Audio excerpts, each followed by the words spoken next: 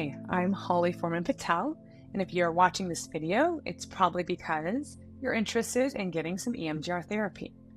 So I want to walk you through what that process tends to look like.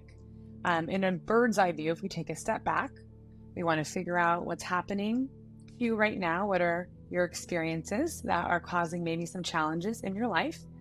And we're going to trace those back to past memories, right? Those foundational experiences that have led to whatever's happening right now. And then we're going to create a list of those different experiences, and then we're going to reprocess them.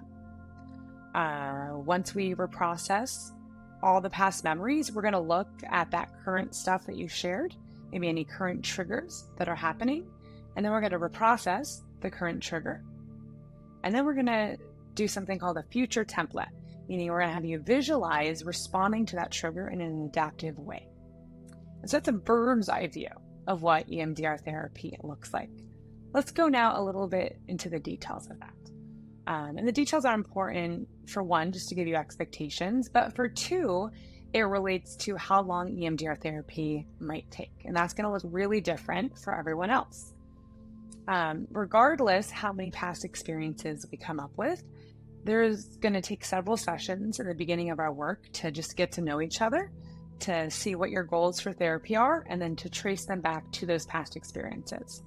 As we do that, we want to start identifying some coping skills that you can utilize if big emotions or feelings come up in between sessions. That process is going to look really different for every client. Some people come into therapy knowing the exact memories they want to work on, and so sometimes then this process goes a little more quickly. Other times you might not know, and so it might take us a little bit of time to identify what those past memories might be.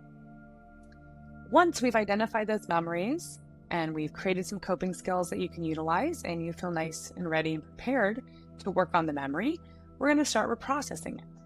And so to reprocess a memory, I'm going to ask you 7 questions about the memory. And me asking those questions is a little bean, the whole point is to kind of activate that memory. And so I'm going to ask you an image of the worst part about the memory right now.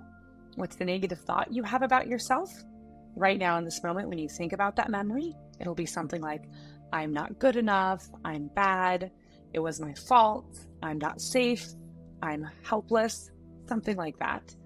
And then we're going to identify what's a positive thought you'd rather think about yourself. Usually it's the opposite. I am good enough, I'm safe now. We check in to see how true the positive thought feels right now in this moment. We then look at what emotions come up when you think about this memory. We rate how intense this memory feels on a 0 to 10 scale, with 10 being the most intense or disturbance that you could possibly feel, and a 0 being neutral, meaning you can think about the memory, but there's no charge to it. And it's important to note that a bad memory never becomes a good memory, okay? It always stays a bad memory. But our goal of this process is to have you think about the memory and not have a reaction to it. And then the last of those 7 questions that I ask is any body sensations you're having.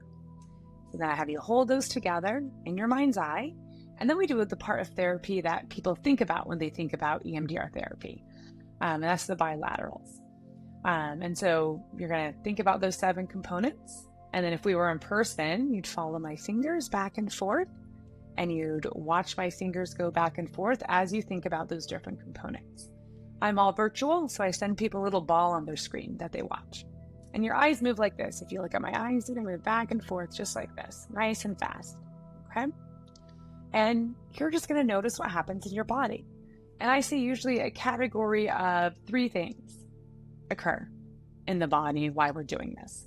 You might have different thoughts or insights. You might have different emotions or body sensations. If we start with a scared feeling, it might get more intense, right? A sad feeling, it could feel even more intense throughout the process initially.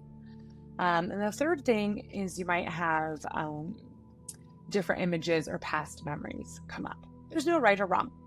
So I'll do a set of the bilaterals nice and fast, pause. Gets really boring because I say the same thing every time. I'm going to say, what did you notice? And you're just going to tell me in 1 to 2 sentences what came up during the process, right? Oh, a different memory came up. Oh, I felt the sadness in my heart. There's no right or wrong. You're just going to share what happened.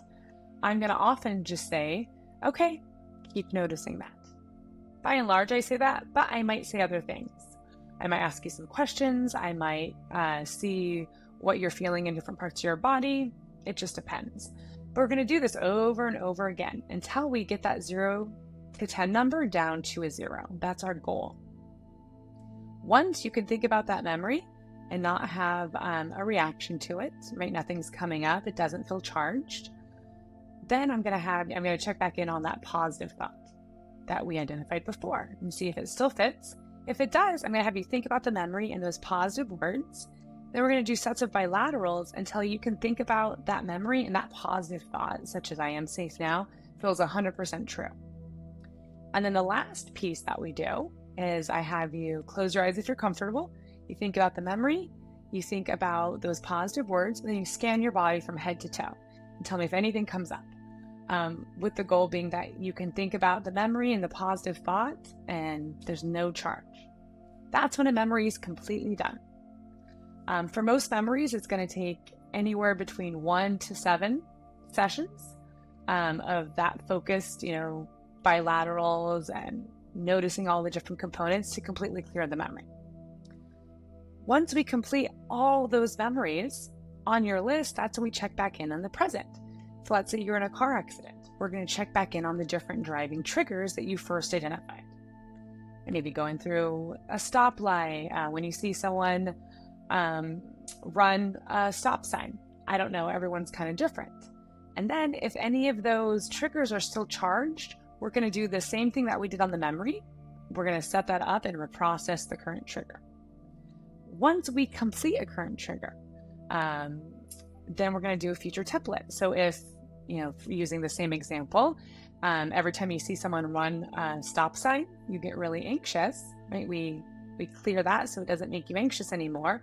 Then I'm going to have you visualize responding to witnessing that happening with a positive thought, feeling either calm or grounded or safe, whatever it is that you've identified. Once we do that for all the triggers, then technically therapy is complete. But I'd say the most common question I get is, Holly, how long is this going to take? So if you take into fact, we have to figure out the memories, do some coping skills, and then depending on how many memories you have, do that whole process, and then work on the present triggers and then the future templates, it might take a little bit of time. So that is just the process in a nutshell.